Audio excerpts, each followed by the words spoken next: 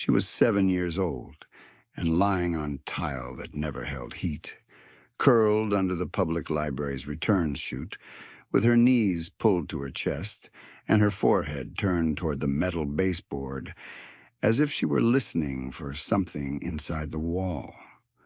Her coat had once been light blue, the color of dish soap bottles, but the sleeves were dark now from melted sleet and bus stop slush, and the cuffs had frozen stiff where salt water dried in white crusts.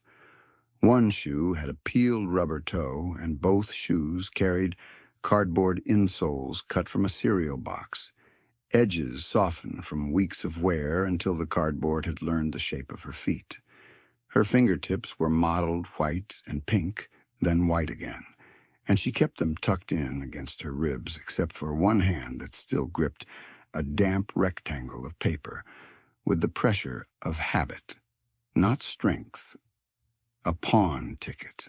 Beside it, half under her wrist, lay a pink electric shutoff notice with ink bled through by moisture, so the printed account line looked like a bruise of blue-black veins across cheap paper. She is so still that people read her as an object first and a child second.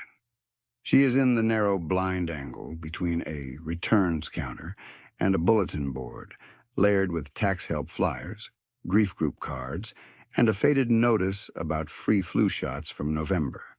She is not crying. She does not ask for help. She does not lift her head when the automatic doors sigh open and shut, letting January wine move through the lobby in thin drafts that snake across the floor and flatten against her coat. A woman in a quilted vest steps around her with 2 hardcovers and a canvas tote. A teenager with earbuds glances once, then lowers his eyes to his phone. An older man in a Dayton Dragons cap pauses long enough to frown, then keeps walking toward biography and military history. The library lights carry that tired fluorescent buzz that sounds like trapped insects. No one kneels. At 5:55 on a Thursday evening in late January, Dayton smelled like road salt. Radiator steam, old paper, wet wool, and stale coffee that had sat too long on a hot plate in the staff room behind circulation. The river wind came down Main Street and found every crack in every public building, and in this one it came through weather stripping that had split years ago at the lower hinge side of the front door, making long, thin whistles that rose and fell with each gust. The building had opened in 1963 and still wore most of that decade in its bones. Terrazzo steps polished by decades of shoes, oak handrails burnished dark where hands had held them, cinder block painted over so many times the corners had gone soft. The return chute above the girl's shoulder carried a faint metallic chill and the smell of damp cardboard. Somewhere deep in the stacks, a cartwheel clicked once every revolution because a bearing had gone bad in December and never got replaced. Patrons continued to move around her in the library quiet, in that practiced hush that can hide 1,000 acts of avoidance, and the silence around her became its own kind of verdict. It was not loud indifference, not cruelty with raised voices, not even annoyance. It was the softer failure that looks like routine and leaves no scene behind.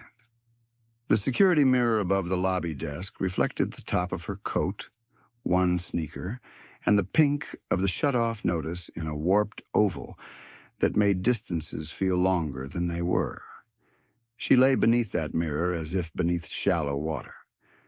The automatic door opened again and pushed in another ribbon of cold air, and this time her shoulders shook once, small and controlled, then stilled again. She had learned how to be still in places where stillness made adults less likely to notice you for the wrong reasons. That was the detail no one in the room had language for, even later. 10 blocks away, 200 motorcycles came west past the courthouse in staggered formation, engines tuned low and steady, moving through yellow light and brake light and sleet sheen, with the kind of spacing that only came from men who had ridden together a long time. 200. Not a rough guess, not a crowd count inflated by rumor. 200 riders in heavy black leather vests, road grime on their boots, patches dark against winter dusk, helmets and bare heads mixed in lines that held even through turns. Chrome caught the streetlights and broke them into cold flashes along gas tanks and fenders. The sound arrived first in windows and storefront glass, then in chests. A layered mechanical thunder, controlled but undeniable, something the city felt before it fully saw. At the red light near 3rd and Ludlow, a dentist on his way home turned down his radio and watched them pass with his jaw set hard enough to show under his cheek. In the next lane, a home health nurse in navy scrubs tightened both hands on the wheel and locked her doors, though they were already locked. 2 college students outside a pizza shop stopped talking, one lifting his phone without speaking, framing the line of bikes like footage of weather rolling in. At a bus shelter, a woman with grocery bags pulled her grandson closer with a practiced motion that needed no words. A man in a suit outside the county annex took one look at the cuts, the scars, the heavy rings, and stepped back to let them by, even though he stood well clear of the curb. The assumptions moved faster than the motorcycles did. Nobody watching from the sidewalks could hear what the riders said through their helmets, and that silence let the city supply its own script. People saw patchbacks and old knuckles and thought of bar fights, warrants, noise complaints, things broken in parking lots after midnight. They saw men built like loading docks and remembered headlines, not names. They saw the emblem and filled in the rest from fear, from television, from stories traded over diner counters where certainty cost less than truth. A crossing guard at Jefferson Street held her stop sign a little tighter and waited for the formation to clear before stepping out. A clerk from the municipal building, coat unbuttoned against the cold, whispered to his co-worker, "This is going to be bad," and the co-worker nodded as if confirming weather radar. They rolled past shuttered storefronts, payday loan windows glowing blue-white, a laundromat venting humid air into the freezing dusk, then down toward neighborhoods where porches sagged and extension cords ran under doors because old houses leak heat the way old men leak stories. Their engines idled with a restraint that made the sound heavier, not lighter, and the line of bikes held like a single decision stretching block after block. At an intersection by a closed hardware store, a patrol cruiser waded through the cycle and did not pull out. The officer inside watched in the mirror and reached for his shoulder mic but did not key it yet. The city had seen parades and funeral processions and campaign caravans before. This did not resemble any of them. This looked like intent. By 6:07, the first rumble had reached the blocks around the library as a vibration in the door glass and the thin metal frame of the returns chute, and patrons near the front windows turned their heads toward the sound without moving their feet. One man muttered, "No, not tonight," under his breath, as though the day had already taken what it could. A mother guiding 2 children to the checkout desk began gathering mittens and library cards with quick clipped motions. Outside, people on the sidewalk stopped and faced the street, shoulders raised against wind and expectation, waiting to see where 200 riders would choose to stop in a town that had been waiting for trouble for years and calling that readiness wisdom. Inside, under the counter where cold climbed the tile like water, the little girl did not move at all.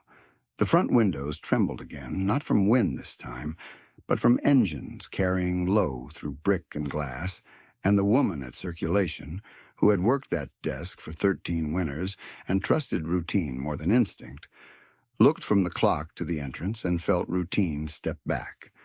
Library hours, return dates, overdue fines, Printer jams, furnace complaints, the ordinary sequence that held a public building together, all of it thinned in the space of one long vibration.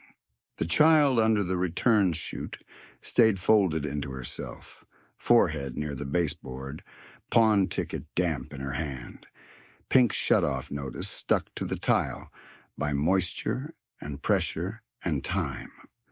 Outside, the formation reached the far corner and slowed to a disciplined crawl that made the street seem narrower than it was, chrome and black paint moving in measured intervals, as if the whole line shared one pulse.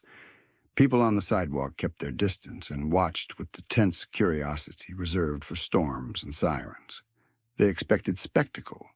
They expected damage. They expected men like that to bring noise and leave wreckage. What they did not expect, and what the city had almost forgotten to imagine, was organized mercy. Sometimes the men a town fears most are the men who have learned exactly what fear costs a child. Sometimes salvation wears cracked leather, old scars, and road grime ground into the seams of a glove. Dayton had already written one story in its head, as towns often did when symbols arrived before facts, but the true story had been underway for hours in smaller places. In a kitchen drawer where a widow had kept a ring for 31 years, in a utility database where a mist field turned heat into debt, in a library corridor where one 7-year-old had gone still enough to become part of the furniture. The motorcycles did not create that story. They were riding toward it. Inside, the guard at the entry desk, a retired machinist named Calvin Reese, who had started this part-time shift after his plant closed in 2019, stood from his stool and adjusted the radio clipped to his belt, even though no policy told him what to do with 200 bikers moving past a municipal building at 6 in the evening. He had cataract surgery last spring and still blinked twice before focusing on bright light, a habit his wife teased him about and he had not broken. He watched the glass doors bow faintly with each pressure wave of engine sound and said, mostly to himself, "Stay calm and stay open," because those were the words the branch manager repeated during weather drills. At circulation, Marlene Fitch pushed a stack of returns into neat alignment and asked without looking up, "Do we lock early?" Calvin shook his head. "Not unless there's cause." A man in a tan parka near the hold shelf muttered, "That's cause enough," and gathered his books against his chest. No one answered him. The fluorescent hum in the ceiling did what fluorescent hum always did, filled silence without comforting anyone. The old furnace clicked twice, paused, and clicked again, as if thinking about whether it wanted to keep working for this building that asked more of it every January. By 6:09, sleet had shifted to a fine, dry snow that moved sideways in the river wind and caught in the recessed light above the library steps, each flake lit for a second before vanishing into shadow. The exterior brick held the days cold like a grudge. Salt granules cracked under boots. Across the street, the pawnshop sign on East 3rd still glowed, open in one flickering red letter and 7 steady blue ones, and the grocery 2 doors down had stacked clementine boxes in its window with hand-lettered prices curling at the corners from tape that had lost its grip. The lead riders did not stop in front of the library. They moved on in that same staggered rhythm. No revving, no shouting, no display beyond the undeniable fact of their number. More followed, then more. 200 had started near the courthouse, and now long seconds passed with engines and headlights and patchbacks flowing through the intersection like a dark river under streetlights. A deputy cruiser idled half a block behind, keeping pace without pressing forward. The officer watched, hand near the mic, and said nothing because nothing in front of him broke the law. Marlene stepped to the window, then stepped back. She had lived in Dayton 56 years, raised 2 sons in Belmont, buried one husband, and spent enough evenings in public service to know when a room began rewriting its assumptions in real time. "They're not stopping," she said. Calvin followed the line with his eyes. "Not yet." The child under the returns counter remained motionless. She was not asleep. Her shoulders held too much tension for sleep, and now and then a breath caught in her throat with a high, tiny whistle she smothered before it could become sound. The building's heat vent sat 12 feet away and 2 feet above the floor, throwing a weak ribbon of warm air that never reached where she lay. Someone had dropped a mitten near the brochure rack, purple fleece with one fingertip seam split open, and no one claimed it. The details that marked neglect were always small first. Dayton, in late January, had a particular color after sundown. Neither blue nor gray, but the shade of wet concrete, where salt had streaked it. And the city wore that color in alleys, parking lots, church steps, school bus hoods, and the broad shoulders of old houses with failing insulation. On Church Street, 10 blocks from the library, half the duplexes had storm windows taped from the inside and draft snakes sewn from old towels against their front doors. Radiator pipes clicked in some units and stayed mute in others. A plastic nativity scene from December still leaned at an angle in one yard, one wise man missing. Extension cord looped around a porch rail because the outlet cover had broken off years earlier. Heat in those blocks was never just comfort. It was arithmetic, sacrifice, and the order in which bills were paid. In the library break room behind circulation, stale coffee sat in a glass pot with a crack veining down one side that had been repaired with clear epoxy last fall.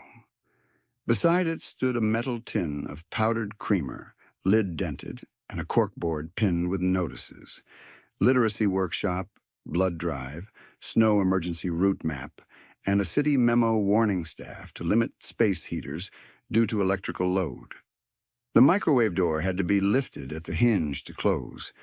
The sink faucet dripped every 18 seconds into a basin stained by iron in the pipes. Marlene knew the count by habit. 18 seconds was enough time to initial a return slip, stamp a due date, glance at the door, and wonder whether the town was about to prove itself right about men in leather or wrong about itself. At 6:11, one bike peeled off from the tail-end third of the formation and turned toward the curb by the library. Then another behind it slowed but continued on after a hand signal.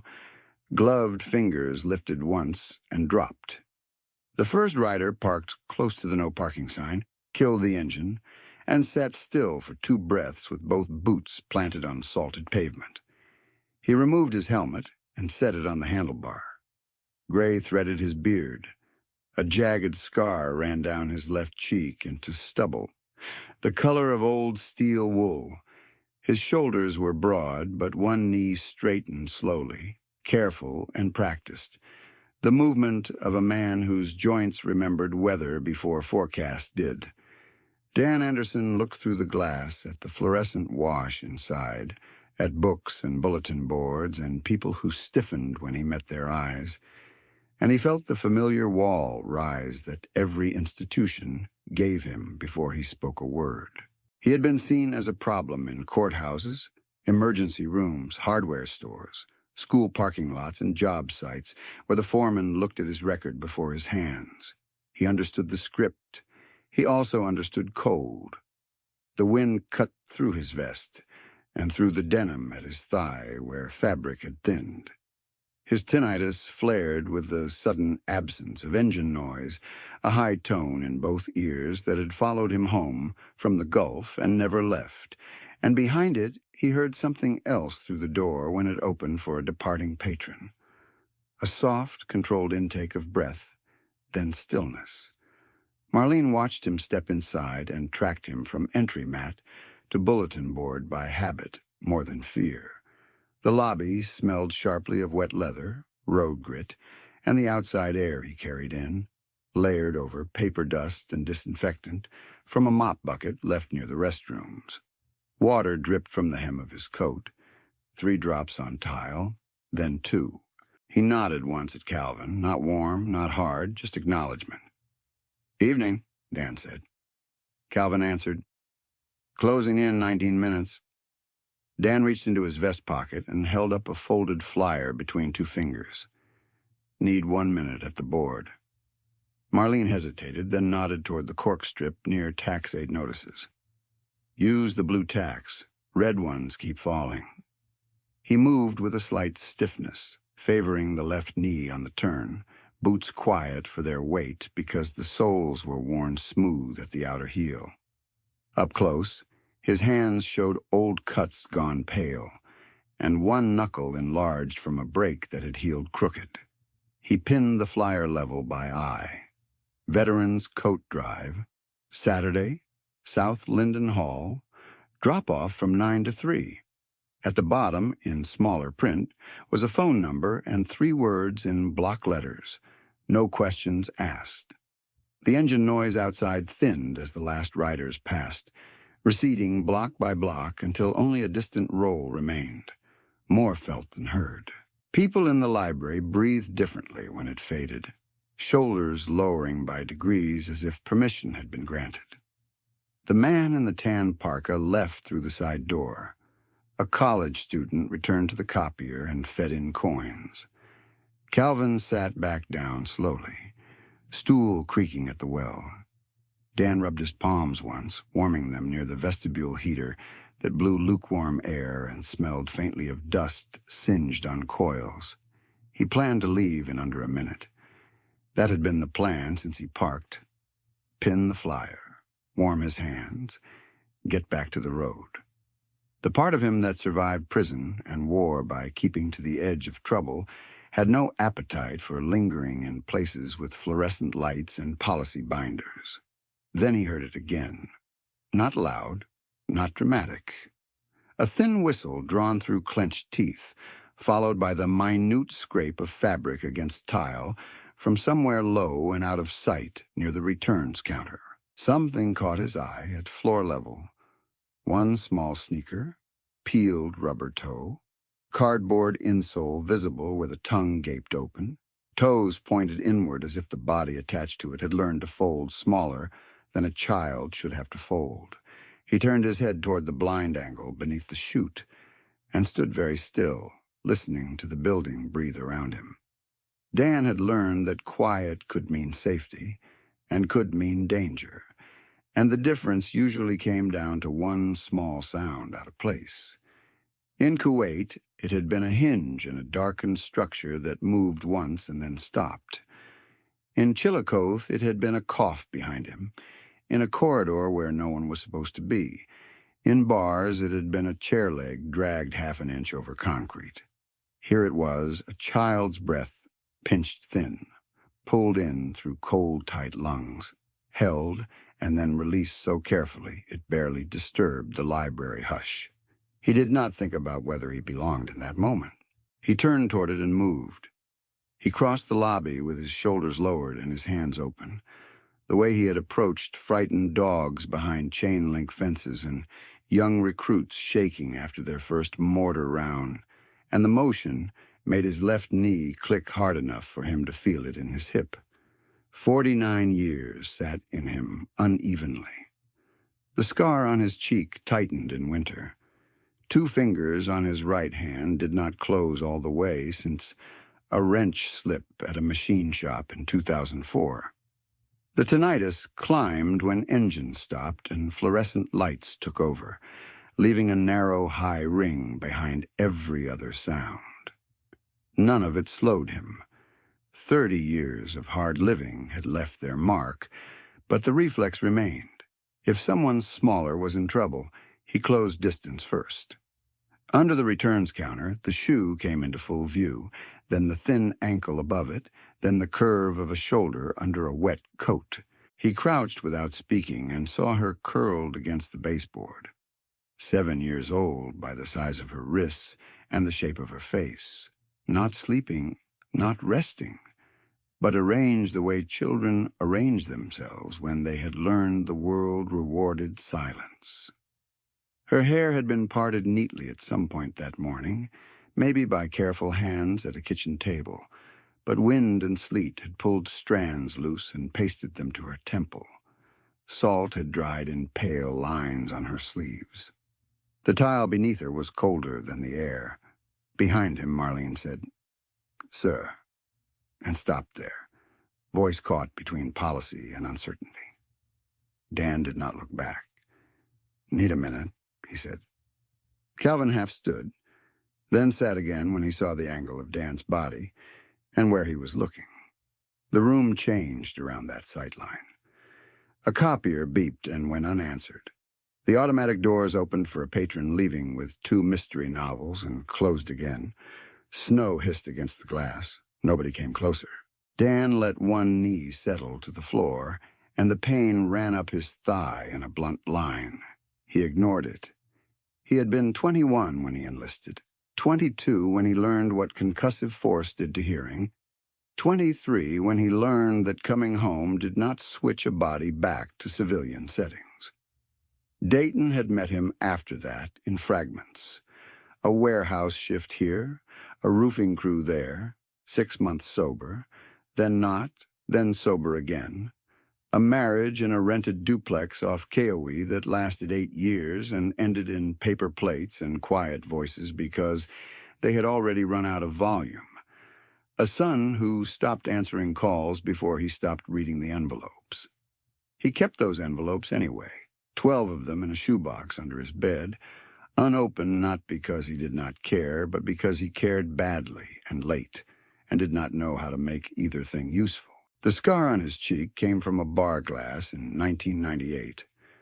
A fight that started with words and ended with 3 men in cuffs and 1 in an ambulance. Dan had thrown the first punch. He never lied about that. The assault plea that sent him to Chillicothe years later came from a parking lot behind a carryout, where he put a man down too hard and too many times while 5 people watched and did not step in. He served 7 years, learned to fold towels into exact rectangles, learned which guards read incident reports and which skimmed names, learned to sleep with one ear open despite the ringing in both. Prison stripped him to routines: wake, count, chow, detail, yard, count again. It also carved one rule into him that no class or pastor or parole officer managed to say better. If you see harm coming for someone who cannot absorb it, you get between.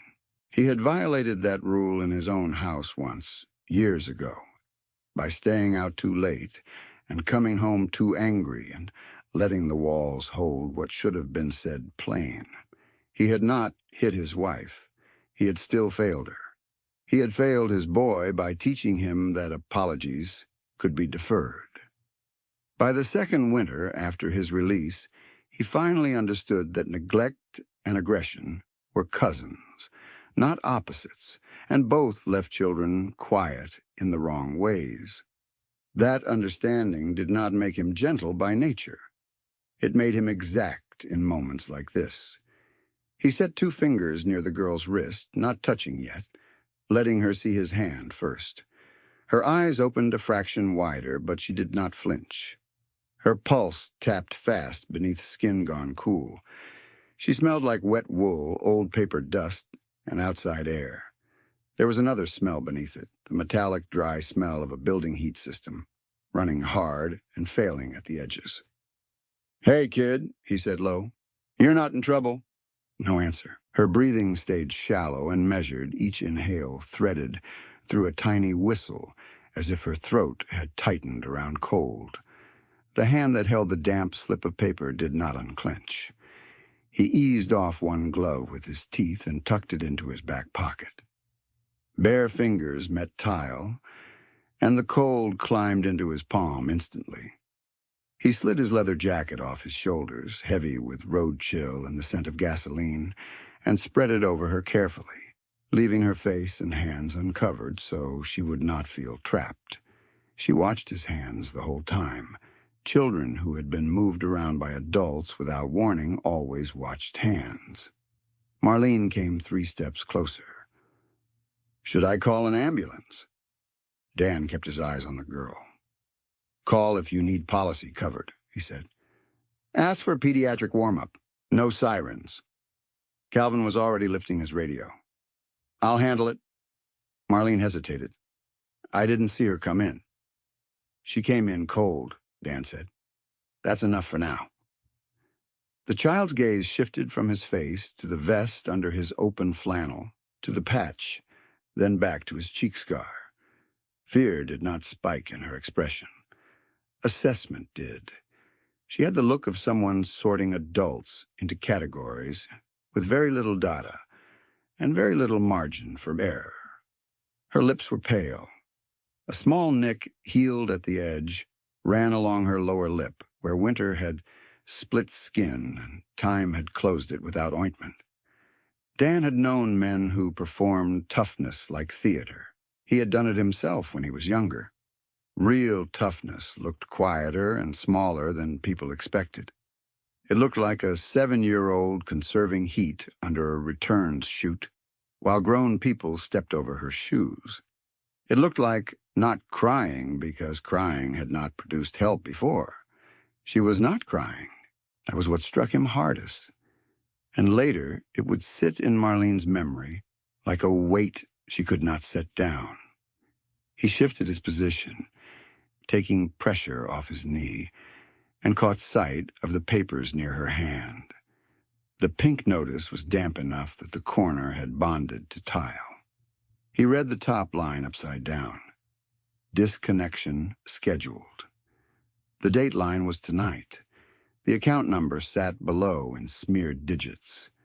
The pawn ticket carried a timestamp from 12:14 p.m. in the item field, stamped in purple ink now feathered at the edges, read One Lady's gold band, engraving inside. A redemption deadline ran down the side in all caps. He did not pick either paper up yet. He only looked long enough to understand the shape of the emergency. His jaw tightened once. Then it relaxed. A memory moved through him as sharply as weather. His mother in a kitchen in 1981, scraping frost from the inside of a bedroom window with a butter knife because fuel oil had run out 2 days early, and payday sat 3 days away. He had been 10 and pretending not to notice. He had watched her wrap his sister's feet in 2 pairs of socks and call it adventure. He had learned then that cold in a house changed how people spoke, how they walked, what they postponed. That memory had no drama in it. It had arithmetic, pride, and a child trying to read adult faces like road signs. The girl's fingers twitched against the pawn ticket. Dan lowered his voice another notch. What's your name? Her mouth moved. No sound came out the first time. She swallowed, tried again. Lily, she whispered. Lily, he repeated, as if confirming a route. I'm Dan. She blinked once, slow, then looked toward the front doors where the last traces of engine rumble had faded into distant street noise. He followed her glance and understood that she had heard the motorcycles and held still for a different reason than cold. They with you? She asked, barely audible. Yeah, he said. They're with me. That answer should have made a child recoil, according to every script the town preferred. Lily only closed her eyes for one breath, opened them, and let her shoulders drop an inch under his jacket. Relief came to her in tiny measures. Marlene returned with a thin gray staff blanket from the break room, edges frayed from years of laundering. Dan took it, laid it over the leather, and tucked one corner near Lily's shoes without touching her feet. Her sneakers stayed neatly side by side, laces tied in careful double knots that had held through sleet and library tile and hours of waiting. Someone had taught her that neatness might earn gentleness. Someone had cared for her with precision even while losing ground everywhere else. Calvin spoke into the desk phone in clipped phrases, giving address, describing exposure, requesting immediate response. Dan listened long enough to make sure the call connected, then looked back to Lily's hand. The pink notice had left mirrored ink on her palm, account digits reversed against skin like a temporary tattoo of debt. He did not ask the full question yet. He did not need the whole story to act. He needed one point of contact, one trusted adult, one address, one clock. His instincts had already chosen involvement. Reason could catch up while he moved. "Can you sit up some?" he asked. Lily nodded once. He offered his forearm instead of his hand, letting her decide whether to take it. She studied him, then reached with both hands and gripped his sleeve. Her fingers were so cold they hurt through denim. He guided her slowly into a seated position against the cinder block side panel, blanket around her shoulders, leather jacket beneath to block the tile. She kept hold of his sleeve until she was steady, then released it and immediately gathered the papers from the floor as if they were as necessary as air. "Keep those," Dan said. "You did right." The fluorescent light above them flickered, steadied, then hummed on. Snow tapped the door glass in dry bursts. A patron near the magazine rack set down his newspaper and left without checking it out.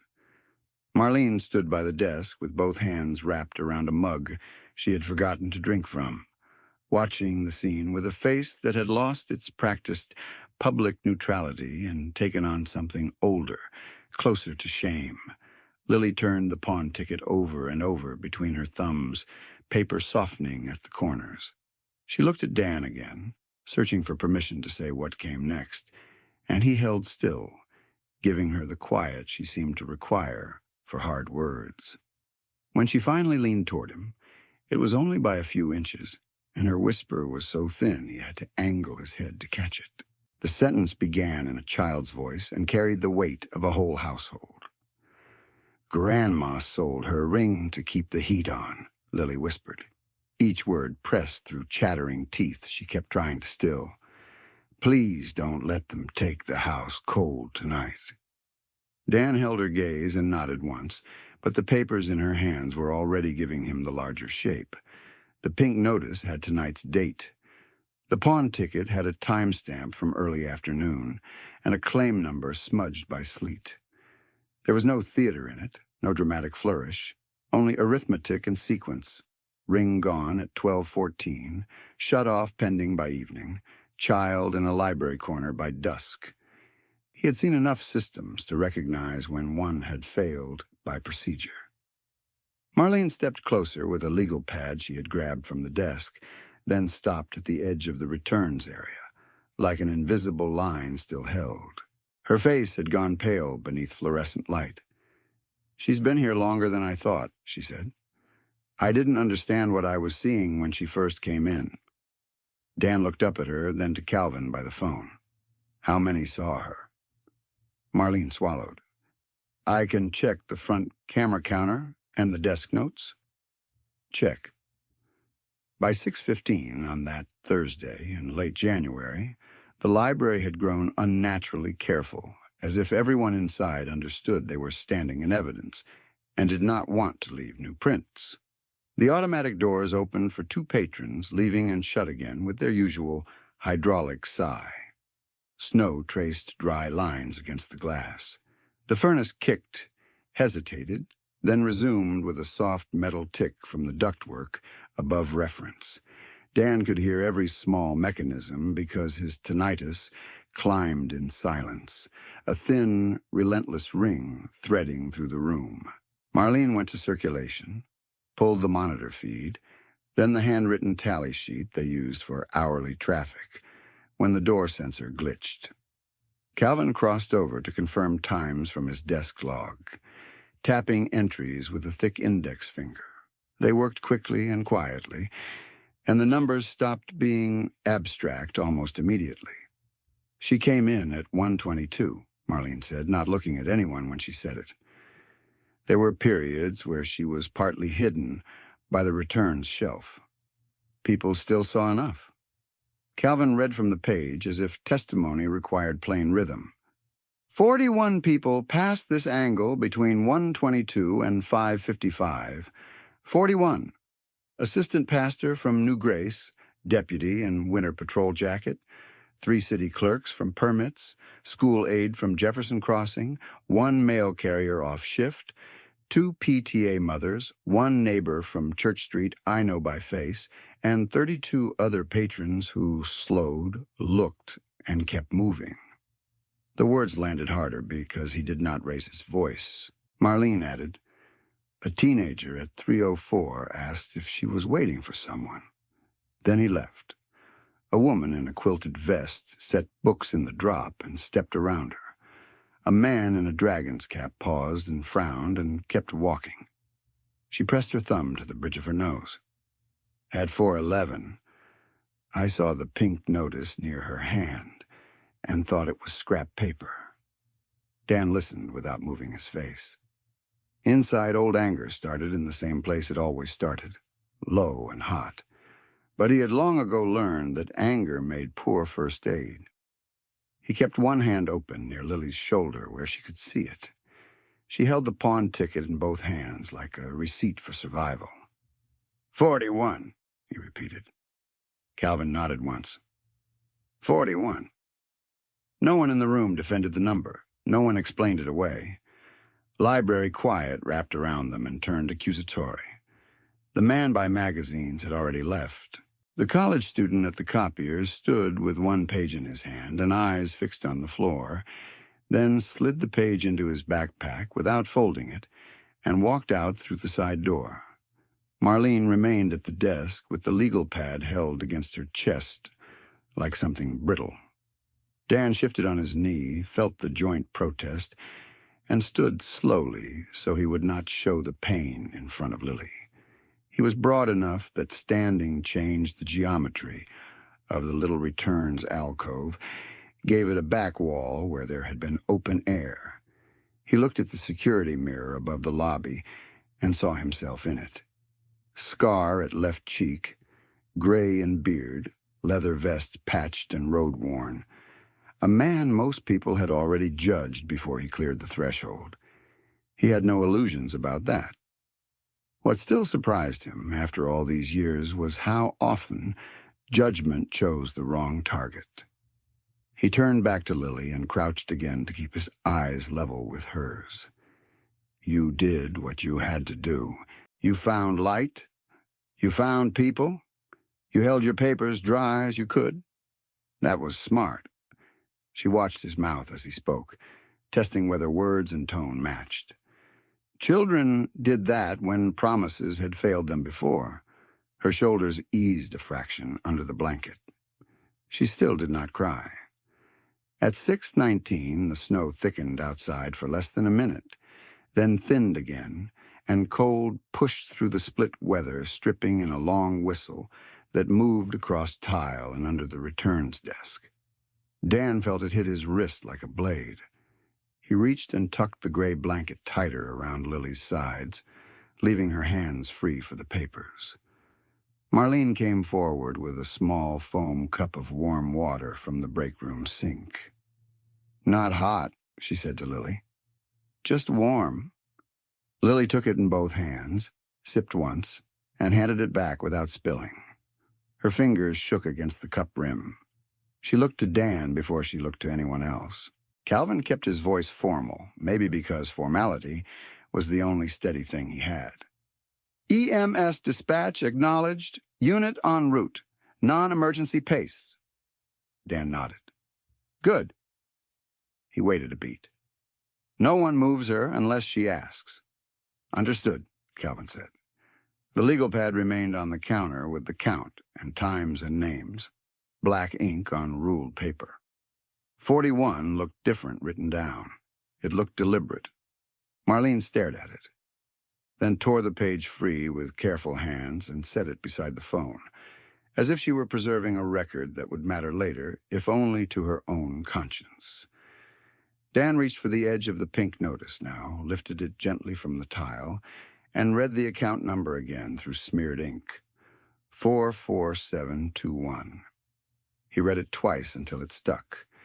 Then he set it back in Lily's lap and waited for her to speak on her own terms. Lily's lips moved before sound came. She looked toward the front doors where the street beyond held only headlights and winter dusk, then back to Dan's scarred face. She leaned in until her forehead nearly touched his shoulder, and her whisper came thin but steady, the way a child recited something she had rehearsed alone. Grandma said, "If the heat dies tonight, pipes will break in the wall," she whispered. "She said we can't pay that and food both. She told me to stay where it's bright till she gets the ring back." Her breath caught. "She can't get it back." Dan kept still as stone while the words settled. He had heard men beg for their lives in parking lots, and heard boys lie to judges, and heard his own son say nothing at all across a kitchen table. This was worse because it was orderly. A 7-year-old delivering utility consequences in sequence, as if she were reading a lesson plan. "What's Grandma's name?" he asked. "Ruth Halpern." "Address?" 86 Church Street. Upstairs side. She blinked once, then added, "By the porch with the broken rail."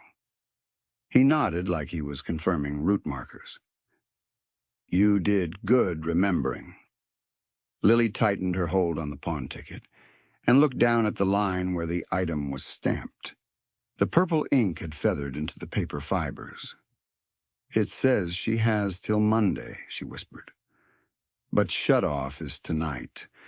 Dan took that in and did not let his face show the rage that came with it. Deadlines nested inside deadlines, each one designed by people who would never sit on cold tile and wait to be seen. He knew bureaucracies. They protected themselves first, then forms, then schedules, then perhaps human beings, if the queue allowed. Ruth Halpern had missed one field on one online aid form, somewhere in a portal likely built by a contractor who never met the households it filtered out. Now the child carried the output in her palm. Marlene stood near enough to hear and covered her mouth with her fingertips, then lowered her hand and forced herself to speak plainly. "I know Ruth," she said. "Comes in Tuesdays for large print westerns. Always returns on time. She had her husband's ring on a chain for years before she moved it to her hand." She looked at Lily.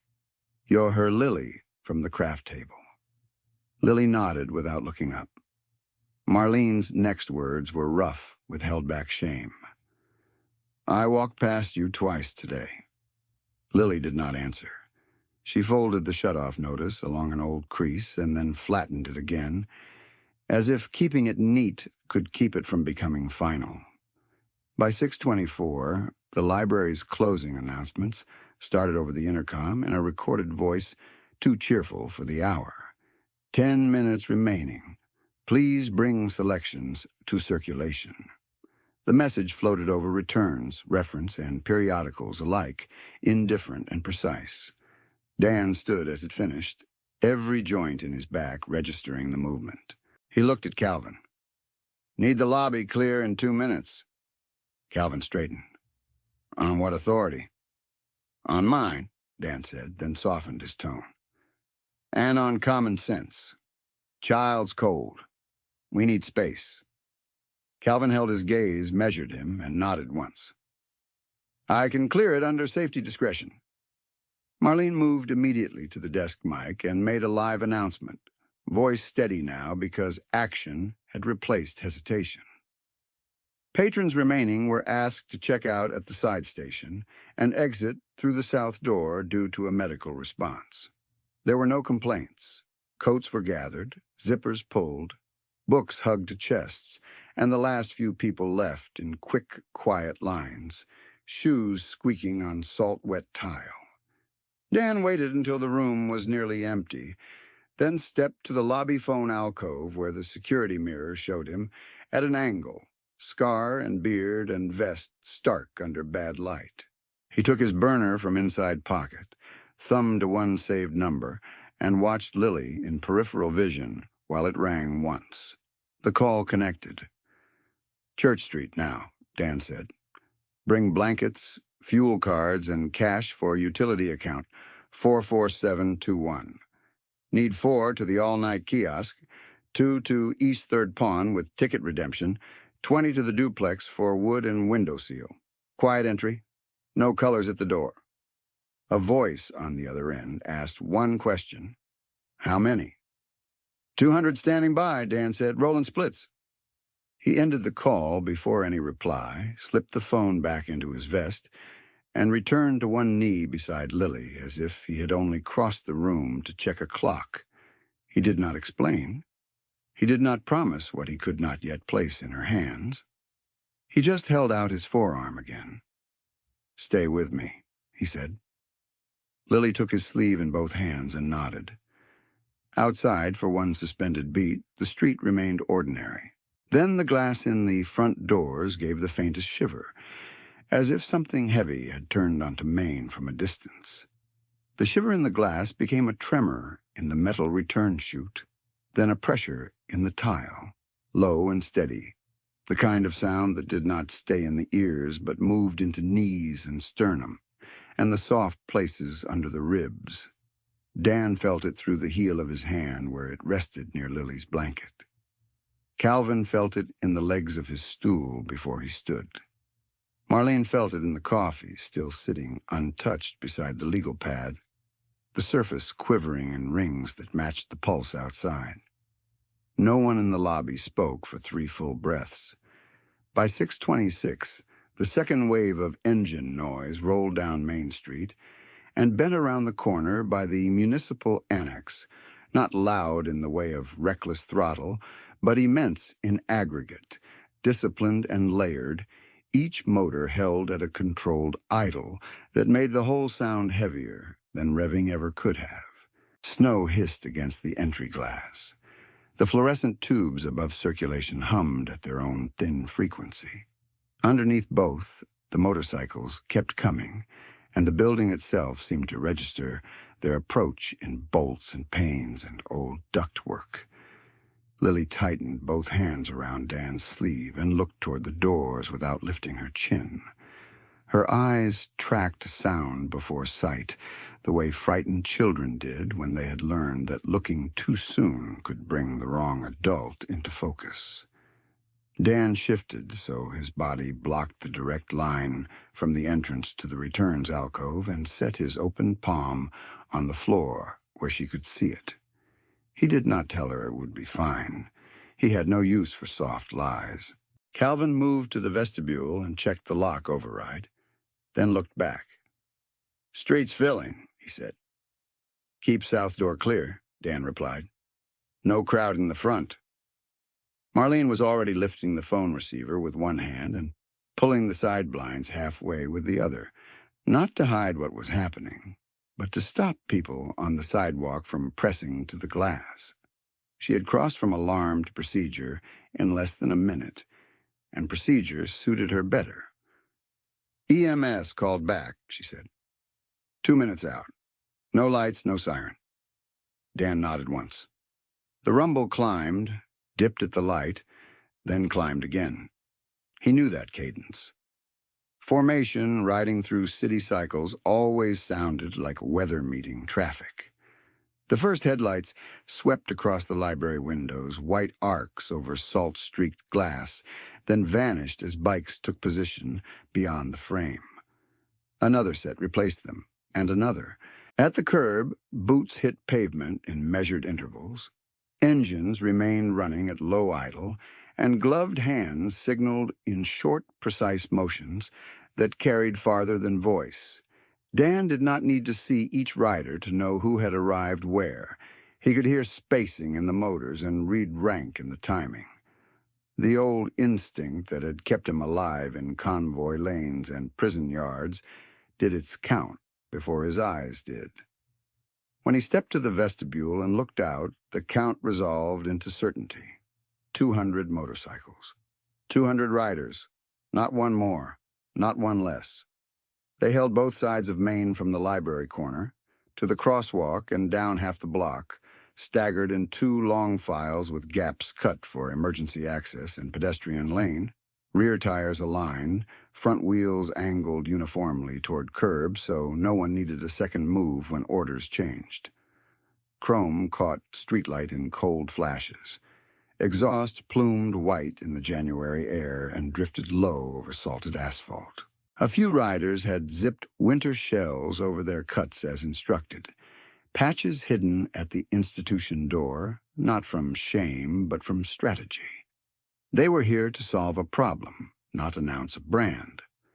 Across the street, people who had watched from diner windows and bus stops gathered in a loose line under the pharmacy awning, scarves over mouths, phones raised and then lowered when none of the riders performed for them.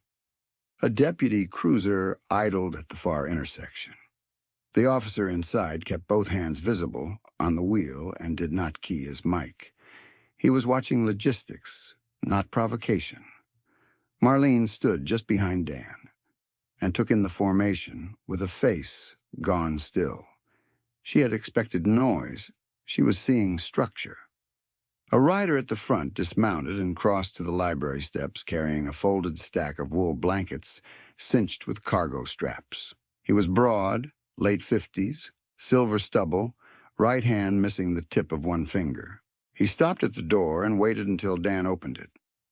"Blankets, 2 med kits, 6 hand warmers," he said. "Inside, no colors past the desk," Dan answered. The rider nodded, shrugged off his vest, and handed it to another man before entering in plain thermal and denim. Behind him, 3 more did the same, vests passed back, identities temporarily muted for institutional peace. No one argued the rule. The work mattered more than symbols. The engines continued to idle outside, a mechanical horizon that held steady while the first team moved in.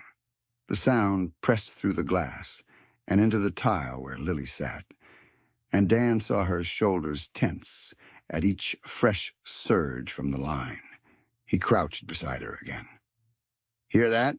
he asked. She nodded. "That's your heat bill getting handled." Her lower lip trembled once, then steadied. "All of them?" "All of them," he said.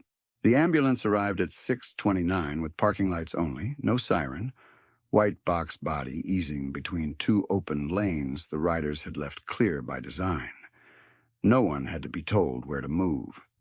10 bikes rolled forward 3 feet in sequence, 6 rolled back, and a corridor appeared from curb to entrance, wide enough for stretcher if needed, narrow enough to keep gawkers out.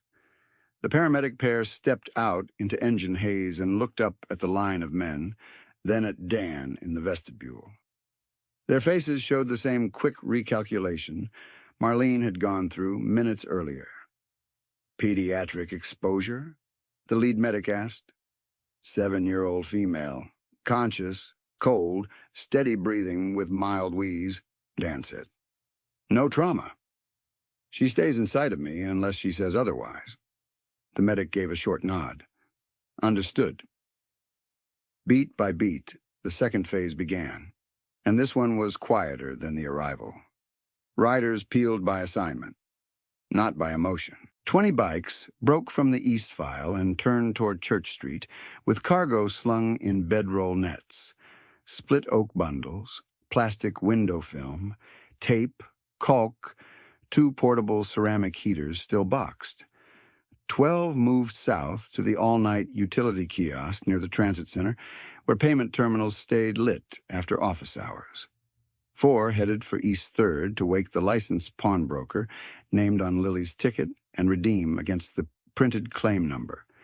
The remaining riders held the library perimeter in 2 rings, outer ring at sidewalk and curb, inner ring at steps and vestibule, leaving clear channels for medics, staff, and 1 child wrapped in 2 blankets and a leather jacket. No one shouted commands. Hand signs and eye contact carried the whole operation. By 6:34, the wall had a shape the whole block could read. It was not men crowding close in some theatrical show of force. It was distance, spacing, and coverage. 12 riders faced the street at 40-foot intervals to absorb traffic and keep civilian cars from rolling too near the entrance. 8 stood at the library steps, shoulders angled outward, creating a human baffle against wind and cameras. 6 remained with bikes running to maintain heat for rapid redeployment. 2 acted as liaisons, one with EMS, one with library staff, and dispatch. The rest held reserve by the crosswalk, engines pulsing low enough to feel through shoe soles. Inside, the medic knelt in front of Lily and spoke softly, checking fingertips, pulse, breathing rate, pupils. Lily answered in whispers and did not let go of Dan's sleeve while the stethoscope touched her chest through layers. The medic looked up once. "She can walk with support. We keep her warm and moving." Dan asked Lily, "You want to walk or be carried?" "Walk," she whispered. "Then we walk?" Marlene brought Lily's sneaker, the one that had loosened, and knelt to retie the lace in a careful double knot. Her hands shook once at the bow, then steadied. She did not offer apology this time. She offered competence. Calvin opened the side passage to avoid the front bottleneck, then paused when Dan shook his head. "Front corridor," Dan said. "She needs clear sight." Calvin looked at the line outside and understood. "Front it is." The doors opened.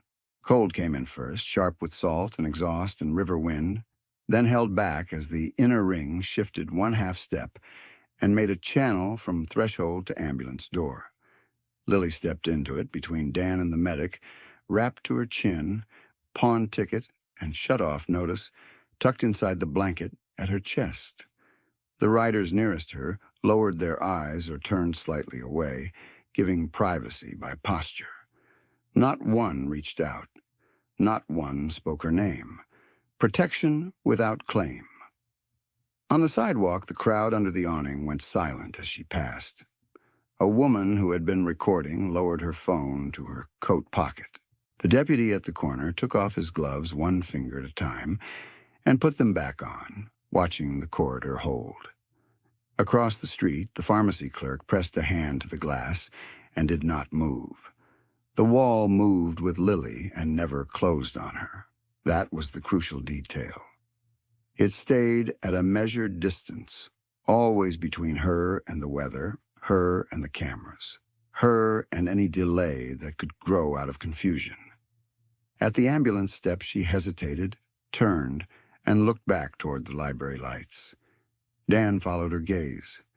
Behind the blinds, the returns alcove was just visible, an empty wedge of tile where she had spent the afternoon, becoming small enough to be ignored.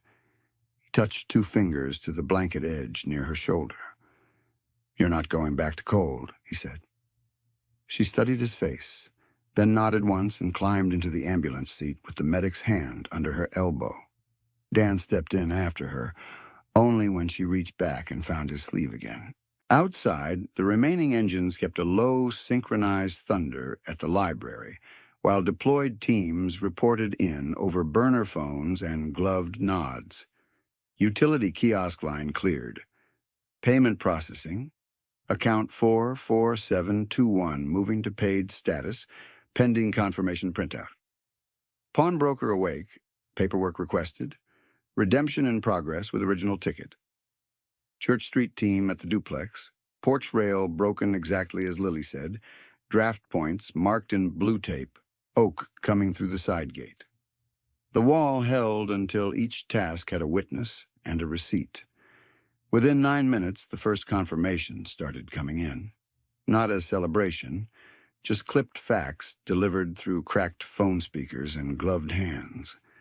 Dan sat on the ambulance bench with Lily wrapped in 2 wool blankets and his leather jacket, while the medic clipped a pulse sensor to her finger and watched the numbers climb by careful degrees.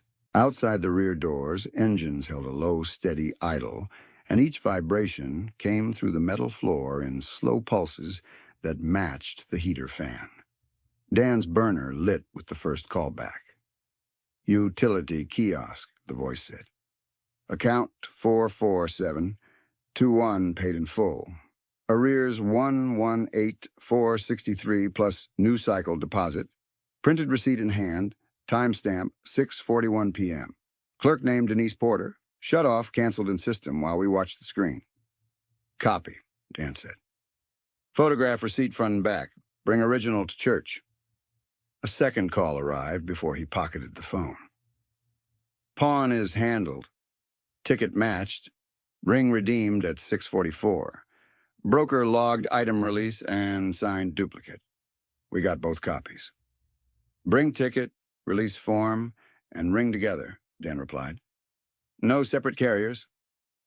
Lily listened to every word without looking up, her eyes fixed on the seam in the blanket where gray wool met black leather. The medic, a woman named Harlan, according to the stitched patch at her shoulder, checked Lily's ears and fingertips one more time and nodded at Dan. Temp is rising. No hospital transport required if she goes directly to a heated residence with adult supervision and warm fluids every 20 minutes. I want reassessment in 2 hours by guardian or by us. She has a guardian, Dan said. Lily finally spoke, voice thin but steadier. Grandma's waiting. The medic met her eyes. Then we go to Grandma. At 6:49, the Church Street team reported in. Duplex confirmed. Upstairs unit. Porch rail broken on right side, as called. Draft points at kitchen window, hallway sash, rear door threshold. Furnace had locked out on low-pressure safety. We swapped filter, reset ignition, and relit. Heat cycle is running, but weak until lines fully warm. Split oak stacked by stove as backup. Window film going on now? Dan asked one question. Inside safe. Inside safe, the voice answered. He nodded once and ended the call. When he looked back, Lily had shifted closer without seeming to choose it, her shoulder pressing into his forearm, as if testing whether he was still there. He offered his hand palm up on the bench between them.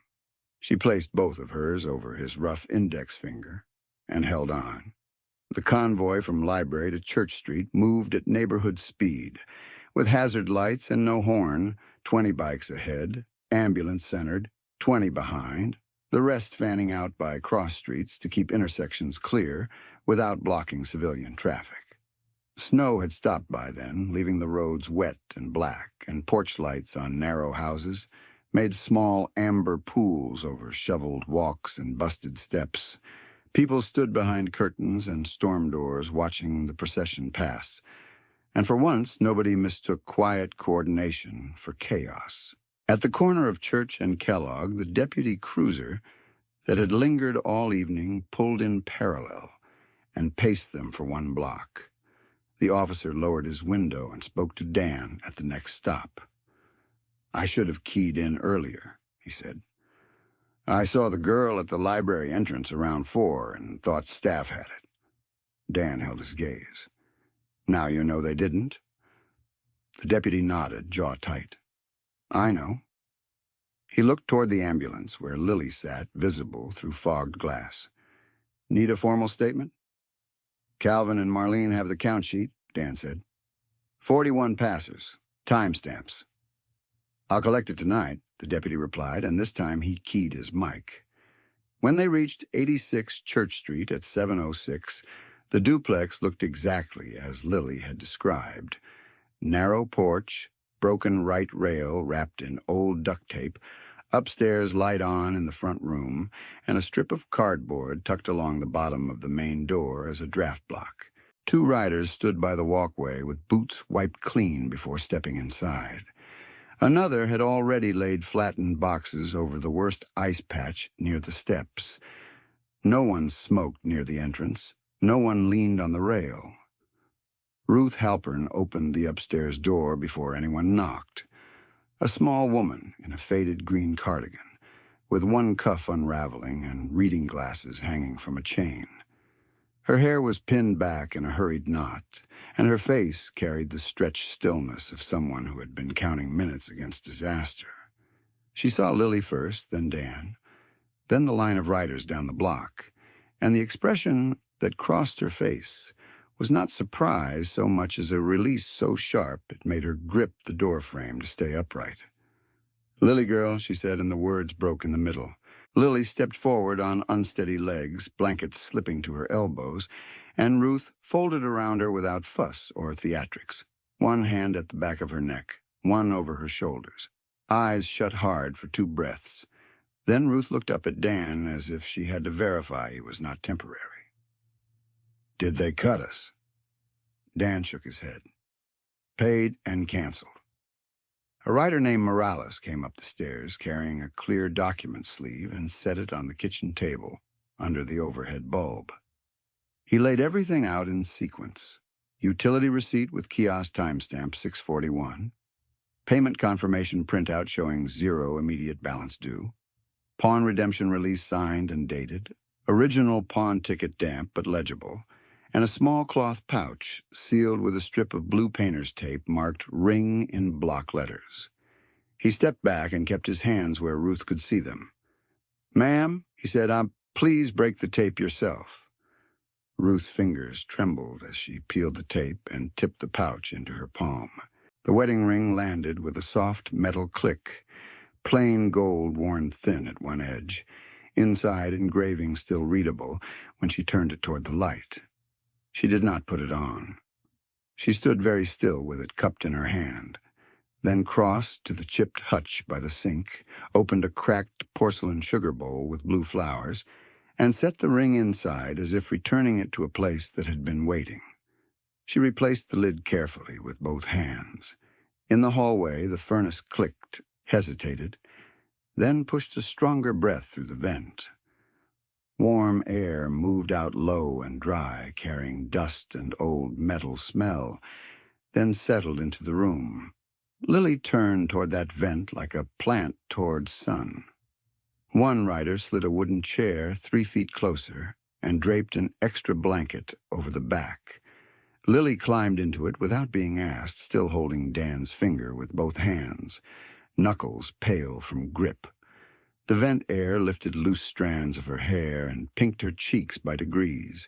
At 7:22, the ambulance medic completed her reassessment in Ruth's kitchen and signed the no transport form on the counter beside a jar of instant coffee and a stack of overdue library books bound with a rubber band. She gave Ruth clear instructions, repeated twice, and wrote the callback number on the back of a grocery receipt. "If she gets drowsy and hard to wake, you call. If her breathing tightens, you call. Otherwise, keep warm fluids and keep her near this vent." Ruth nodded and read each line aloud once before folding the paper into her cardigan pocket. Downstairs, Calvin arrived in his own sedan with Marlene in the passenger seat, both still in library badges and winter coats. Marlene carried the torn legal pad sheet and a manila envelope, now signed across the flap by both of them with time noted 7:31 p.m. She handed it to the deputy on the porch. "This is the full pass count and who we could identify. I should have acted at 1:22. I didn't." Her voice held steady. "That is part of this record." The deputy took the envelope and nodded once. "It goes in tonight." Calvin cleared his throat and looked toward Dan. "The flyer you pinned is still on the board, straight, with blue tacks." Dan gave a short nod. "Leave it." By 8:03, teams rotated off assignments and engines began to thin from Church Street in disciplined pairs, each departing bike pausing at the corner until the next light changed. The utility receipt had been photographed and texted to 3 backup phones. The pawn release had been copied at a convenience store 2 blocks over and returned to Ruth with both copies clipped together. The pink shutoff notice, now superseded, lay flattened under a mug on the kitchen table to dry. Ruth said she would keep it with the paid receipt, so the sequence could never be disputed. Nothing went missing. Nothing stayed vague. A little after midnight, with most riders gone and only 6 remaining by the curb, the house settled into that first true warmth where pipes stop knocking and window glass loses its bite. The whistle at the front door threshold had gone quiet after weather strip and foam tape. In the library, miles away, the cart with the bad bearing still clicked once every revolution, as Marlene pushed returns back into place before locking up, and she did not flinch from the sound this time. She stopped at the return chute, looked at the tile where Lily had lain, and stood there until the automatic lights dimmed. Near dawn, Dan sat in the kitchen chair by the hallway vent, while Lily slept in the moved chair beside him, cheek against blanket, both hands still wrapped around his index finger, as if sleep had forgotten to release it. The furnace cycled on at 5:12 and again at 5:26, each time sending another band of warm air over her shoes, set neatly side by side on the floor with their laces in careful double knots. Ruth, passing the doorway with 2 mugs of weak tea, saw those small shoes by the vent and stopped with her eyes closed, one hand over her mouth, then set the mugs down and touched Dan's shoulder once in silent thanks. A town that had stepped around a child on cold tile watched men it feared do the paperwork, carry the wood, pay the bill, and leave the receipts where they belonged. Sometimes the line between danger and shelter is simply the line between those who look away and those who arrive.